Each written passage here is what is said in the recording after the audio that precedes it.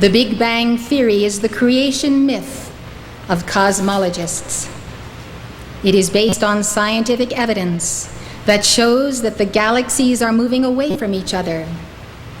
Scientists were all but certain that the Big Bang Theory is correct, but they couldn't prove it until NASA launched into space the Cosmic Background Explorer satellite, KABBALA, to look at clouds of microwave radiation that are almost as old as time itself. The satellite enabled scientists to see how the universe was evolving when it was only 300,000 years old. KABBALA enabled scientists to verify the Big Bang Theory. Confirmation of the Big Bang Theory is a great breakthrough for science, but not for religion. What scientists have done is to confirm the creation myths of Hindu and Jewish mystics of ages past. Like today's cosmologists, Jewish mystics of the 13th century describe creation from a time when there was nothing. God, as revealed in the Bible, was not yet even manifest. The term they used to describe God prior to creation was Ein Sof. Write it down. It is spelled in two words, E-I-N, then S-O-F. Ein Sof. This means without end. Ein Sof is usually translated as the infinite. Ein Sof is the ultimate reality, unmanifest, incomprehensible, imperceptible, and indescribable. It is the divine nothingness. Ein Sof is the first cause. The writings of Jewish mystics describe how the infinite created the universe from nothing, starting with a single point of light. All creation emanated or exploded from that point. A 14th century Kabbalist text said, Ein Sof is not hinted at in the Torah, the prophets, the writings, or the words of our rabbis. May their memory be a blessing. But the masters of service, that is, the Kabbalists, have received a little hint of it. Even though Ein Sof is unknowable, Kabbalists had a lot to say about it. Kabbalists called Ein Sof the cause of all causes and the root of all roots. Doesn't that sound like the great Tao? Some conceived of Ein Sof as the primal will, or the will of all wills. Others said that Ein Sof was pure thought, or the thought which has no end or finality. Ein Sof is often thought of as nothing or nothingness, because it is not manifest in the manifest cosmos. So absolute is the nothingness that Ein Sof had to first create the God of Genesis before the creation could begin. I'm going to say that again so you can write it down. So absolute is the nothingness that Ein Sof, the unknowable, incomprehensible, had to first create the God of Genesis before the creation could begin. Where have you ever heard that concept? Now it gives me great pleasure to introduce to you Rabbi Moses de Leon. He was born about 1240 in Leon, Spain, and he died in 1305. Rabbi Moses de Leon is the mystic genius who authored the Zohar, known as the Book of Splendor.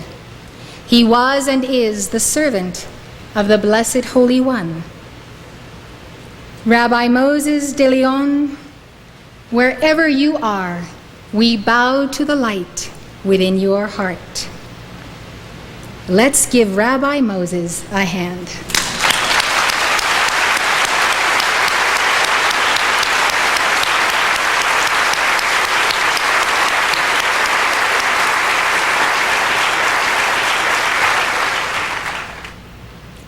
The Zohar is an encyclopedia of Kabbalistic thought. Rabbi Arthur Green explains, "The Zohar must be viewed as a great compendium of all the Kabbalistic thought that had come before it, reworked and integrated into the author's own all-embracing poetic imagination. Ideas contained in bare hints or clumsy expressions in the generations before him now spring forth full-blown, as it were, as a part of the ancient wisdom." A pseudepigraphical work, the Zohar is attributed to Rabbi Shimon ben Yochai, a 2nd century mystic. Many traditional Kabbalists think the Zohar is indeed a 2nd century work. But through painstaking literary investigation, Gershom Scholem demonstrated that the Zohar was indeed written by Moses de Leon. While scholars are virtually certain that de Leon wrote the Zohar, many of them have wondered whether he had help from higher sources.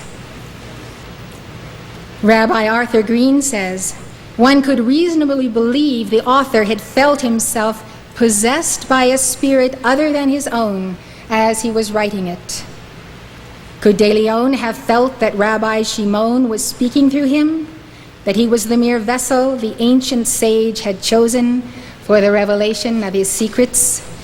Green also wonders whether de Leon saw himself as the reincarnation of Rabbi Shimon. Daniel Matt says, "Parts of the Zohar may have been written by automatic writing." He also says certain passages in the Zohar are anonymous and appear as utterances of a heavenly voice.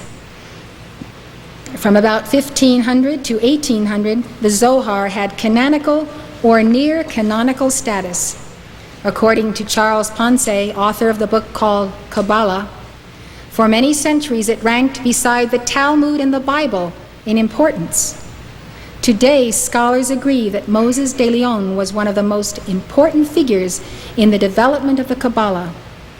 Therefore, it gives me great joy to introduce the second mystic genius of the Kabbalah, Rabbi Isaac Luria. Isaac Luria. Rabbi Luria was a true servant of the Blessed Holy One even before he was born in Jerusalem in 1534. Rabbi Luria was known as the Ari, an acronym which stands for the Divine Rabbi Isaac. Rabbi Isaac, wherever you are, we bow to the light of Tiferet within you.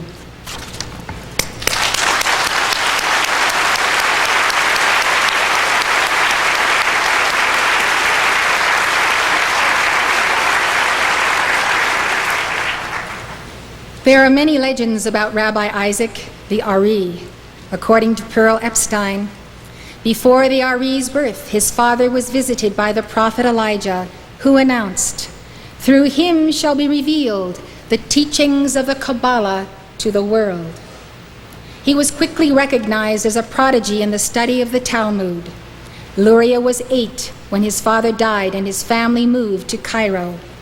When he was a young man, he obtained a copy of the Zohar and began a multi-year study of the book. When he was not as successful in comprehending its contents as he had originally hoped, Luria set himself on an ascetic course prescribed for him by what he called a heavenly impetus. Retreating in solitude to a small cottage on the banks of the Nile, he spent 5 days alone in constant study and meditation, returning to his family in the city for the Sabbath. Prayer, fasting, and the Zohar remained his only companions for 2 years, at the end of which the prophet Elijah appeared in a vision to initiate him personally.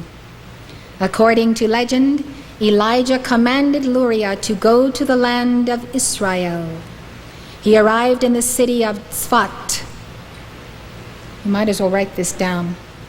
It is spelled S-A-F-E-D, but it's pronounced Tzfat. He arrived in the city of Tzfat in 1570. At that time, Tzfat was the home of a thriving spiritual community. According to Pearl Epstein, Tzfat is a natural mystic's retreat, an ethereal town that could just as well have been a tiny Tibetan enclave or the setting for an isolated monastery in the Himalayan foothills, a Jewish Shangri-La. The leading Kabbalists of the time were living in Tzfat. They quickly recognized Rabbi Luria as their teacher. He taught orally in Tzfat for just 22 months and then died suddenly in 1572 at the age of 38. But the writings of his disciples, which summarize his work, cover thousands of pages. Rabbi Luria taught his disciples to cultivate joy and avoid anger. Lawrence Fine, a professor of religious studies, said that according to Rabbi Luria, the joy of performing God's will ought to be regarded as greater than all material wealth. Rabbi Luria was particularly concerned about avoiding the sin of anger. He said that while other sins harm the limbs of the soul, the sin of anger harms the entire soul. Anger also causes the highest level of the soul to leave a person, and that when angry, a person is filled with a strange God. The years of my life have been rich in receiving much instruction from El Morya, as I have been an observer of life and people. I have seen before my very eyes people go into a rage, and in a single rage literally extinguish the divine spark. That is how grave is the potential for anger in anyone. I have seen individuals go into a rage of anger and lose a portion of the soul, and by repetition over a lifetime lose their entire soul. Anger is the absolute perversion of the Godhead. Anger can be aggravated and increased by wrong diet, by eating too much meat, too much acidic foods, by a toxic liver. Whatever the cause, there is not an exception. Those who allow themselves to become enraged forfeit some portion of their God identity. I suggest that you modify your diets, consider the macrobiotic diet, and recognize that, above all things, you must be a vessel of divine love and never allow anger to become a vortex that overflows the citadel of your being.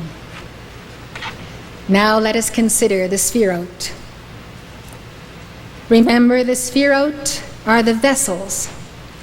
That may be a new name you haven't written down. Vessels, or chalices, that make up the tree of life. Kabbalists have used many synonyms for the Sphirot, including lights, names, stages, crowns, mirrors, sources, and the inner faces of God. The inner faces of God.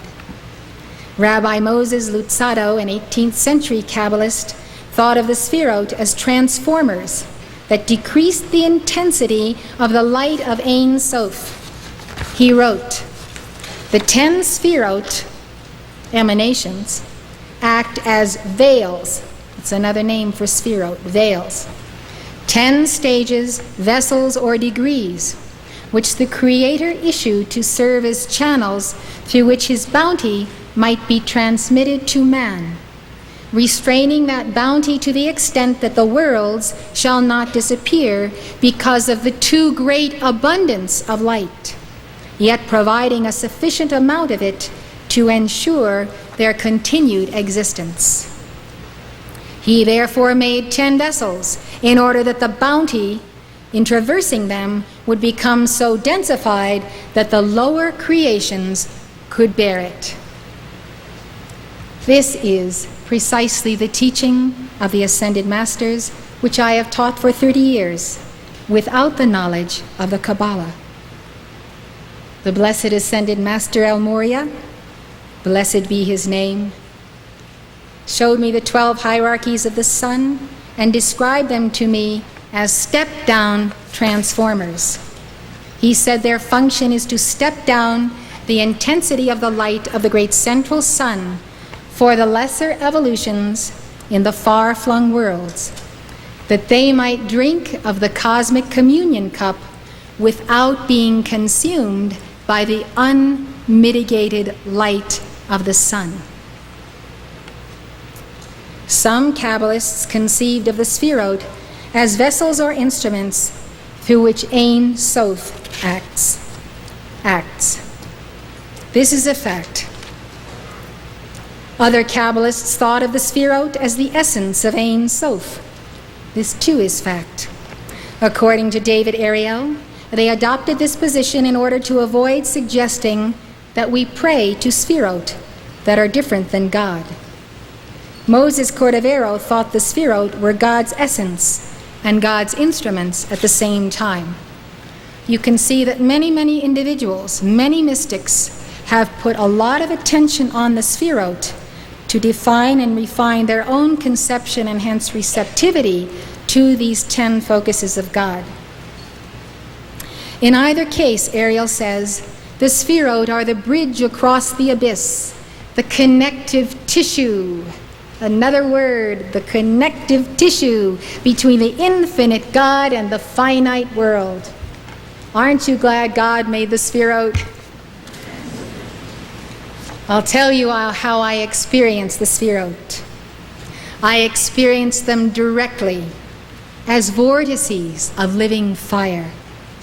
I visualize each of these 10 transformers as guarded by resplendent seraphim who are of the great central sun.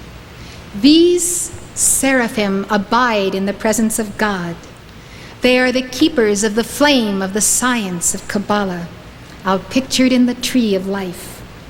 And they are joined by flaming cherubim who guard the way of the door of Malchut. I'll tell you what Malchut is in a little while. They form concentric rings of fire, ring upon ring, as they temper the solar wind to the shorn lambs of God on earth and in other systems of worlds. Wherever God and his sons and daughters meet at the point of Tiferet, there is the tree of life. Now, lest I get ahead of my story, let us look at the chart of the I Am that I Am. This chart will tell you just how you correspond to the I Am that I Am, the Son of God, and the vessels or vortices that are called the Sphirot.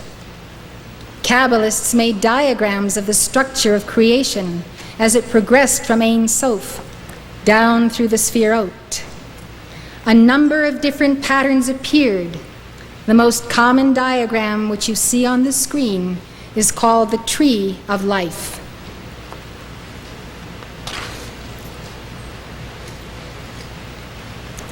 Now we look at the chart of your divine self.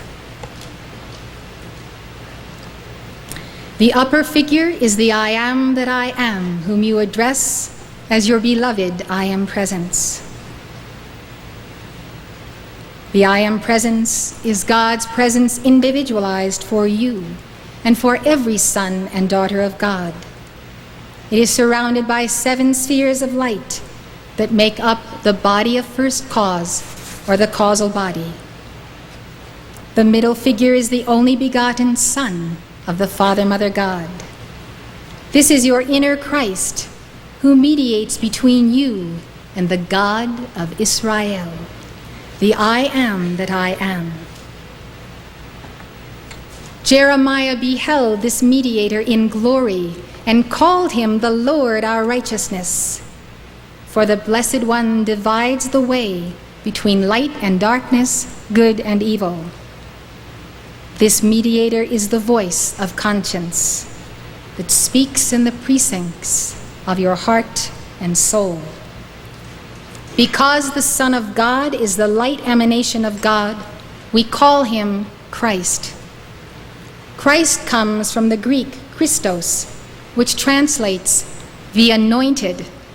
In other words, the one who is anointed with the light of Yud, He, Vav, He. And that is the Hebrew pronouncement of the word, I am that I am. The only begotten Son of God is the universal Christ. That Christ is individualized in the Christ figure shown on the chart, the middle figure. It is individualized for you and me and every son and daughter of God. The Rabbi, Jesus of Nazareth, was the incarnation of that Christ. But he never claimed a unique or exclusive sonship. Rather, he taught that every son and daughter of God must become one with the Christ as he had. He came to show the way of the restoration of the soul to the plane of the Son, called Tiferet in the Kabbalah. He told his disciples, "He that will drink from the same fount of the universal Christ from which I have drunk shall be as I am." The mediator is called the Holy Christ Self. The lower figure that you see in the chart consists of the soul, clothed in the garments of the four lower bodies. What we understand in this chart, which we also call the tree of life, even as the chart of the Kabbalah is called the tree of life, is the point of light that is I am that I am, that is the point of the release of light, of Ein Sof. That is the highest manifestation of light. It is written in the Old Testament, "No man can see God and live." Mark Prophet said that meant no man can see God and still live as man. If he survives the experience, he will be God in manifestation. So is the power of the transforming light. So we see this is the presence of absolute God in the I am that I am. We are not ready to stand in that presence, but we are getting ready, right? Yes. We are getting very ready, and as we get ready, that presence draws closer and closer to us until the day and the hour comes when we are called for that union with that God. So this is what the Kabbalists saw. They saw the Sphirot as stepping down the light of the Absolute. So the Absolute God and the human have no contact except through the mediator who is the Son of God, who is Tiferet in the Kabbalah. Jewish mysticism acknowledges Tiferet as the Son of God, and they call him the Son of God. They simply do not call him Jesus Christ. They call him simply the Son of God. So we will continue with our understanding that the I am that I am is stepped down to the level of the Christ, but now we will understand that there are stages and degrees of this stepping down process. And from the level of Tiferet, that Son of God, there is a further stepping down until you and I in this octave can receive that exact portion of light that we are able to live with and comfortably contain within our four lower bodies and our chakras and every organ and cell. As you use the violet flame and invoke that power of God for transmutation, and you clear the debris by right diet, and you purify and purge the four lower bodies, little by little, day by day, you can contain more of that light. So the mediator of the Christ is the regulator, constantly regulating. So if you get into an angry mood or a discordant mood, your Holy Christ Self is up there turning the keys and fooling with the switches to make sure that you don't get any more energy that you can misqualify. Because your Holy Christ Self is doing you a favor The more energy you have and the more energy you misqualify, the more karma you make. So the Holy Christ Self is the mediator protecting you. So the Holy Christ Self has been doing that for a long time. And we can see in the bodies of people today how many people are yearning for greater strength, greater vigor, greater energy to do what they want to do. And you'll have that greater strength and energy when you obey the laws of God, bank the fires of the heart, and use all the energy at your disposal for good works. When your Holy Christ Self and your I Am Presence can trust you to be consistent and constant, constantly harmonious, unmoved, using the commanding presence of Jesus, peace, be still, and know that the I Am that is God is in me. When you can be counted on not to be moved, you will have access to the Infinite One. It's a great goal to work for, and you can achieve some of it every day. Gain ground and keep it. Never a backward step, right? The Big Bang applies to the origin of the physical universe, but that's only the beginning, or should I say the ending. Before the physical universe was born, there was a Big Bang that created the spiritual universe. Let's talk about the Big Bang as it applies to the I Am Presence and to the avatars and the Holy Ones of God, the founders and key figures of the world's major religions, to name a few. Lord Krishna, the Vedic seers, Enoch, Abraham, Melchizedek, Moses, Zarathustra, the Yellow Emperor, Lao Tzu, Confucius, Gautama Buddha, Padma, Sambhava, Elijah, Elisha, John the Baptist and Jesus Christ, John the Beloved, the Apostle Paul, and Mohammed. Not only are they among the great mystics of all time, but every one of these beings initiated a spiritual cosmos. This is the great revelation that beloved El Morya gave to me yesterday. Each one of these individuals and others like them is the Big Bang. And here's how. When they came forth into physical manifestation, there was an explosion of light that has never ceased.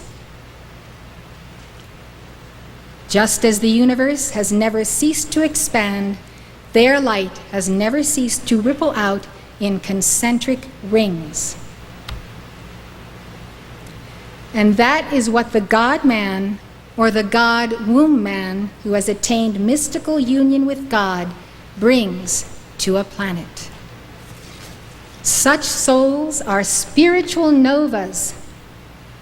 The reason that we literally worship these beings is because each one is a sun center, a son of the great central sun.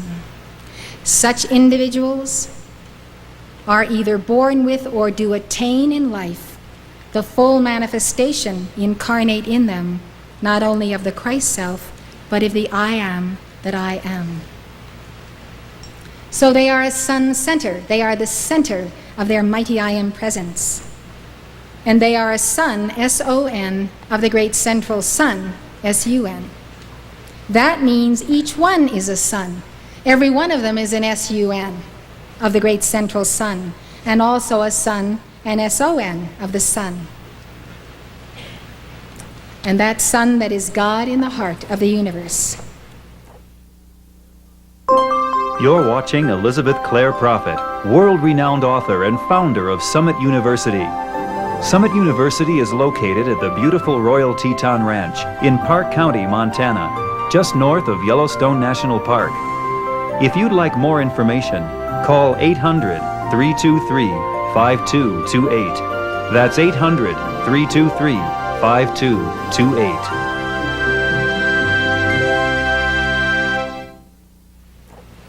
Why do we give mantras invoking the name and the being of Shiva or Krishna or Gautama Buddha or Jesus Christ?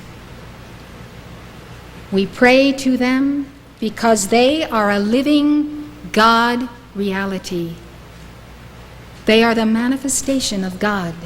And as long as the universe is expanding, their rings of light of their causal body are expanding too. This is why it is such a tremendous experience to give the mantras to these truly God-realized beings, east or west. We tie into the original point of light, of the avatar's release of light, and to every photon of light that has gone forth from them in the present hour when we give a mantra that embodies their name. This is what the ashram rituals are all about. As we are tied together by this great web of light, the great Antakarana of the cosmos, and when we give a mantra, it quivers the whole Antakarana. And everywhere in cosmos where there is one of these beings who are suns in themselves, they amplify. They're not step-down transformers, they're step-up transformers. Actually, they do both. But they're stepping up our mantra and giving it back to us, multiplied by the power of their causal body. This is the meaning of the entire spirit of the Great White Brotherhood. When we say that in every decree, we're talking about the spirit united of all these beings who are the sons, and then of all of us who are their chelas, their disciples. And we are tied to their hearts, not by our attainment, but by their attainment and sponsorship. And they keep us tied because we keep striving to be their true disciples day by day. So of course, when you are tied to the sun, you have the greatest opportunity to become the sun.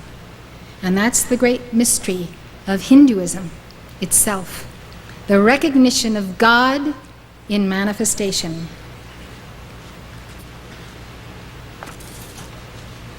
When we give mantras to these beings of light, through them we are immediately connected to the great central sun. That is the mystery of mysticism. That's why their names are sacred to us. We understand the term worship in connection with these beings because we are not worshiping idols. We are not worshiping form. We affirm with them, in them, and through them, I and my Father are one. I and my mother are one. The first sphira, remember this is the singular noun for sphirot, is called Keter.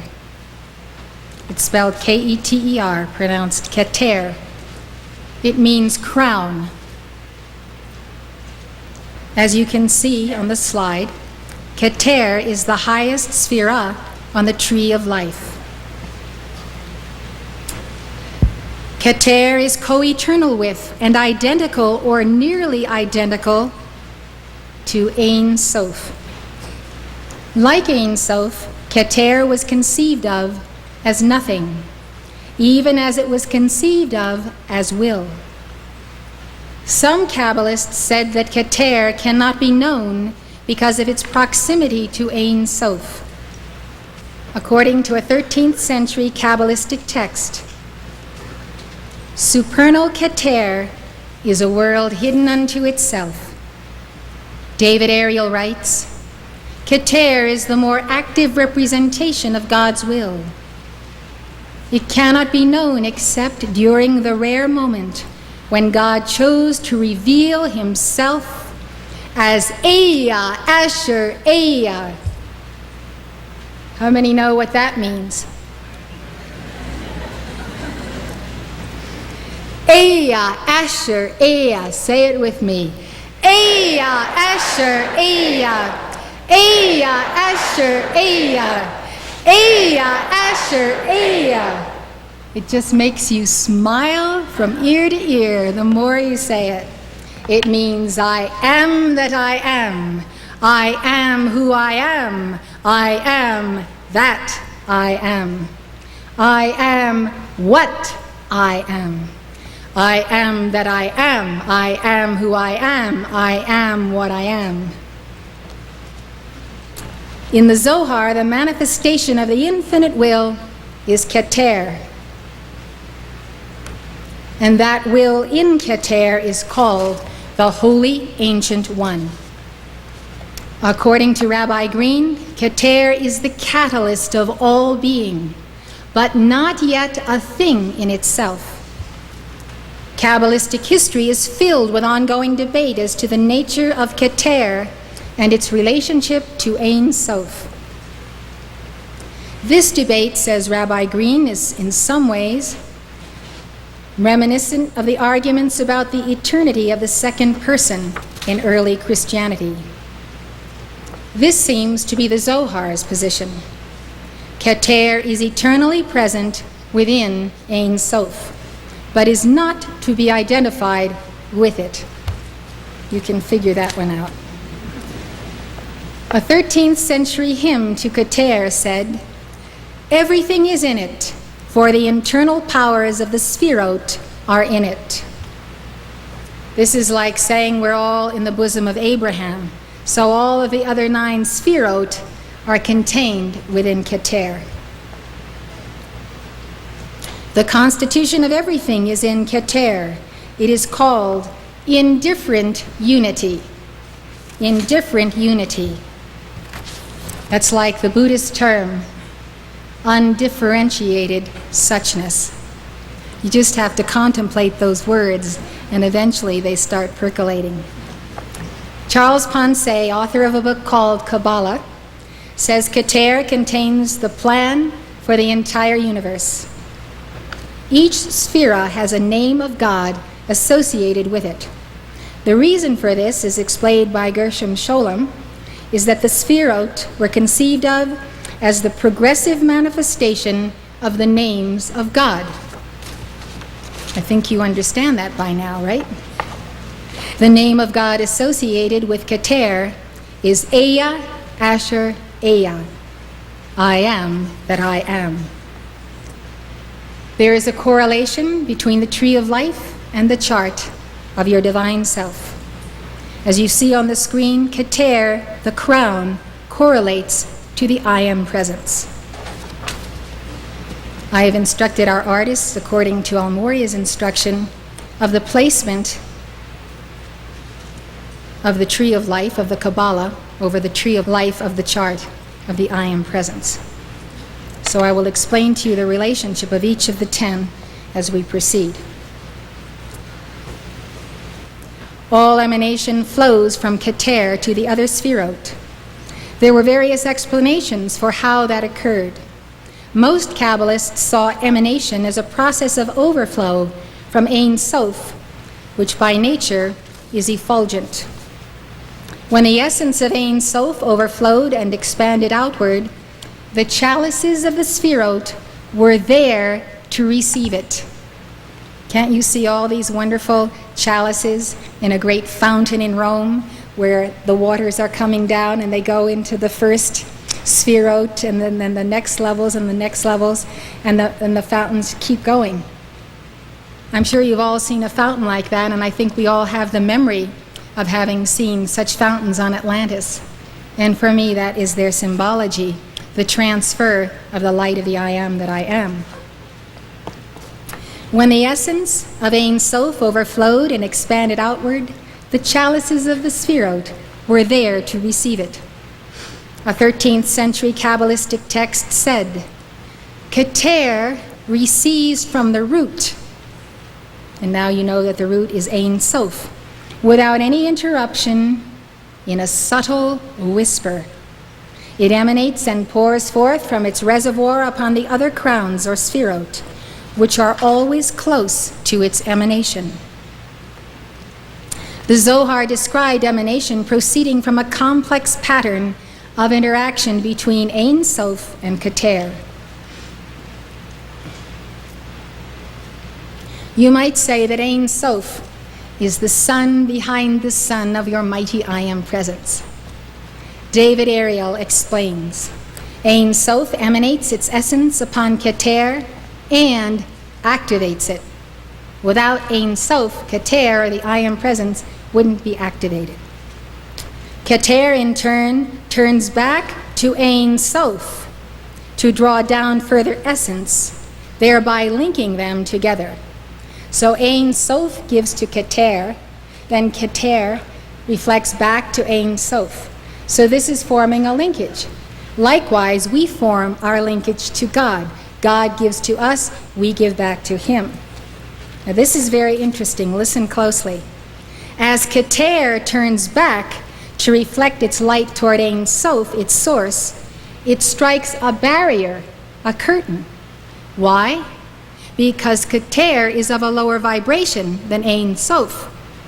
So it cannot cross that barrier like the veil that hung between the Holy of Holies of the high priest and the outer court. So Keter cannot get back inside of Ein Sof. It strikes a barrier, a curtain, that stands between it now and Ein Sof. The barrier then reflects the light of Keter back to it. Did you get that?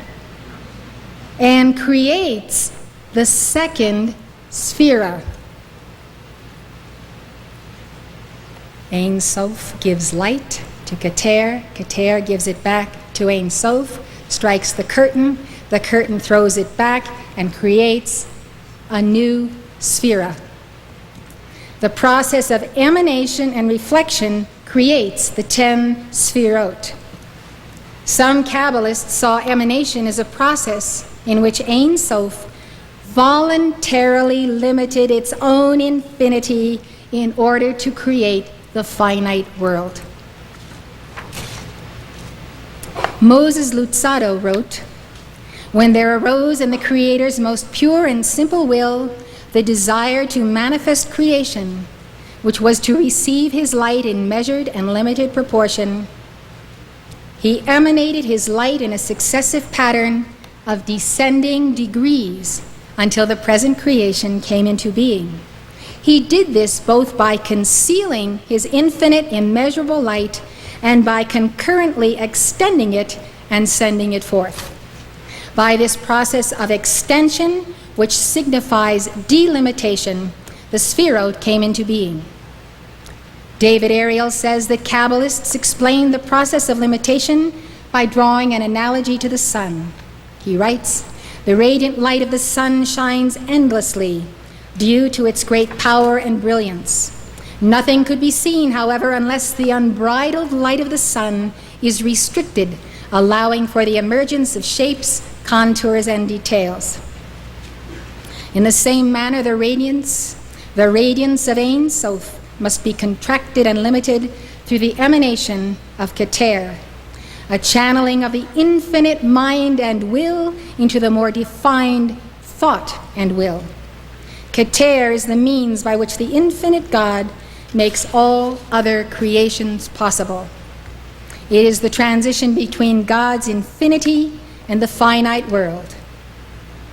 Now I will give you the names for the 9 Sphirot. Those of you who can see a screen will see the names written. This is how they are pronounced. These 9 Sphirot emanate from Keter. Chokhmah, wisdom. Binah, understanding. Chesed, love. Gevurah, power. Tiferet, beauty. Netzach, triumph. Hod, majesty. Yesod, foundation. And Malchut, kingdom. Malchut is also known as Shekinah, or the presence of God. In Kabbalah, Shekinah is the feminine aspect of God. Malchut, Shekinah, receives and absorbs the qualities of the other Sphirot. It is the vessel through which the other Sphirot act. Malchut is the most accessible aspect of God's being. Now, if you will look at the chart on the screen, you will see Malchut is the very bottom. Now, if we can have the tree of life of the Zohar superimposed on the chart of the presence, I will show you the meaning of Malchut. According to David Ariel, this Sphirah is the one that is most frequently known to man and the one most aimed at in prayer. Now you see that I have located it precisely at the base of the spine chakra of the lower figure in the chart. Malchut is feminine, is the Divine Mother, and is the one who affirms, I am the open door which no man can shut. And the meaning of that statement in the book of Revelation is, no man can shut the door to the Divine Mother except you, the individual. That door will not be closed by God. It can only be closed by you maintaining a wrong vibration. So we will come back to an analysis of the other sphirot, but I wanted you to see that. And the name that I've been referring to as Tiferet is in the very center, midpoint between the top, Keter, and Malchut at the bottom. And that is Tiferet, the Son of God. Malchut is the funnel through which the divine essence, carried along through the vessels of the sphirot, overflows upon man and the world. By the sacred fire of the Divine Mother raised up equally in all the 7 chakras, we are blazing sun centers of the 7 rays, sending forth that light to the 7 planes of the world. Every one of your chakras is like a sphira. It has a different vibration, it is in a different plane of consciousness, it is for a different function, and we learn in Hinduism the meaning of this by the numbers of the petals that are on that chakra. The numbers of the petals determine its frequency of vibration. So our chakras are step-down transformers for our 4 lower bodies and for the entire earth body. So the energy that energizes the 7 chakras comes from Keter, the mighty I Am Presence at the top of the tree of life, and from Malchut, the Divine Mother, at the bottom of the chart. When you have the flow descending and ascending, you have the union of these 2 forces in your body temple, and that should be your goal in life. This overflow through Malchut creates the worlds below God and gives substance and sustenance to humanity. Jesus Christ made a statement which comes clear to us in its mystical sense at this time. You can be sure that Jesus knew the profound teachings of the KABBALA and that he taught them to his innermost circle. He said, "Except ye eat the flesh and drink the blood of the Son of God, you have no life in you." He said, "Without me, you can do nothing." Jesus had total identification with the Son of God. He was the Word incarnate. He was the incarnation of the I Am that I Am. He was the incarnation of the Son of God, Tiferet. And he was the embodiment of the Divine Mother. He had full attainment on all of these levels. So when Jesus says me, he's not talking about the human Jesus, although the divine is fully integrated with that human. He is talking about the light that is flowing through him. And the me he is talking about is the same God that is in himself and that is in you and me. Without this light, ascending and descending, you can do nothing, because it is the only energy source you have, not the food you eat. That's why he said man shall not live by bread alone, but by every word that proceedeth out of the mouth of God. When you look at all those God manifestations in the avatars, and you say mantras to them, you are living by the word that proceeds out of their mouth. That's what we live by.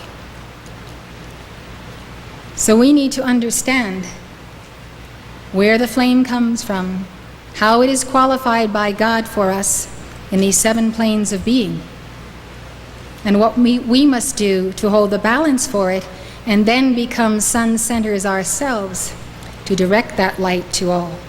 That is our goal as mystics. By means of this emanation, which is channeled across the abyss, from God to man through this sphera, individuals are able to retrace the path to God and bridge the abyss. We're talking about Malchut, the lowest one on the chart. The abyss. By means of Malchut, who is the divine feminine, we cross the abyss of the astral plane of death and hell. That is why it is so essential that we acquaint now ourselves with the Divine Mother and become her devotee and her manifestation. Because when we are one with the Divine Mother, we cross the abyss, we help others to cross the abyss.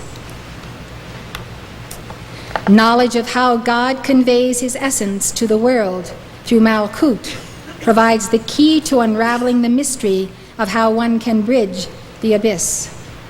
To paraphrase the Neoplatonist Plotinus, everything comes from the One, and everything returns to the One. If Malchut, or shall we say God as Malchut, had not descended to that level, to the very base of the spine as the mother chakra, we could not have taken incarnation and have the potential for God realization. This is the tremendous mercy of God to allow the Divine Mother to descend to that level. And so her wellspring is springing up within us continually.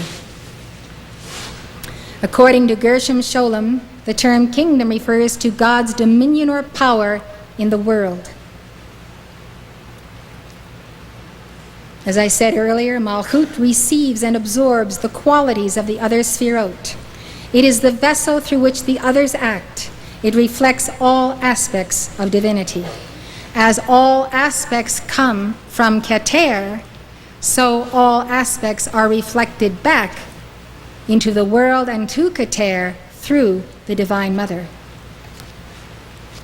This is what makes me so profoundly sad about Protestantism, that the Mother is nowhere present.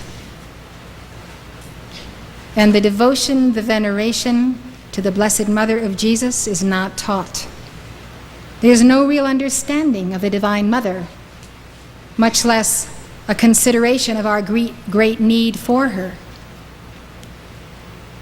Recently, I was lecturing at a Rotary Club in Montana, and I spoke about the tremendous need for the Divine Mother in the person of the Mother of Jesus in our society at the time when women are having abortions, destroying their young, when women are being raped,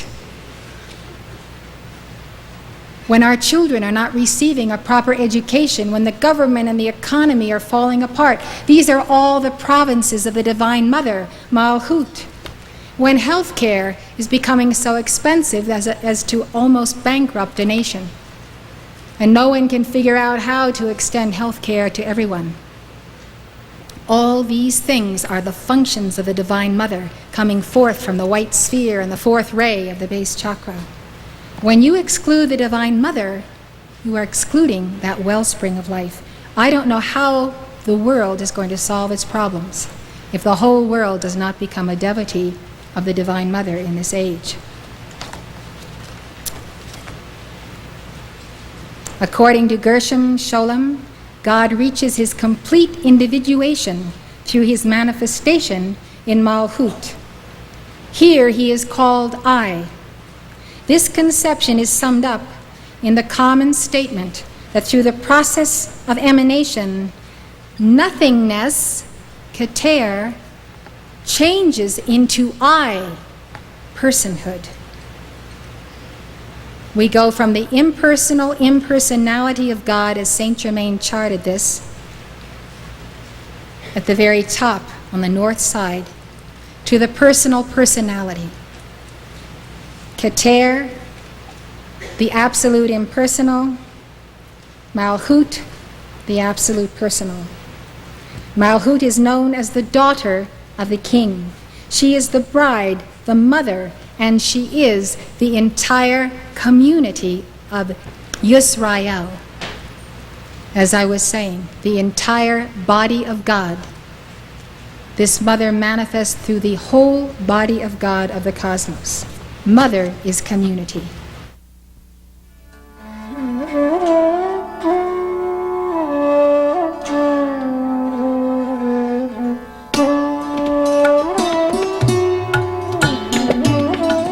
more information on the mystical paths of the world's religions, call toll-free 1-800-323-5228. The preceding program was presented by Summit University, Box A, Livingston, Montana, 59047 1390.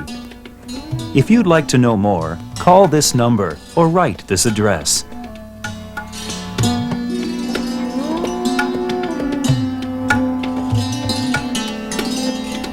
For your free copy of Elizabeth Clare Prophet's best-selling book, The Human Aura, call this toll-free number, 1-800-323-5228. This is a limited-time offer, so call now for your free book. That's 1-800-323-5228.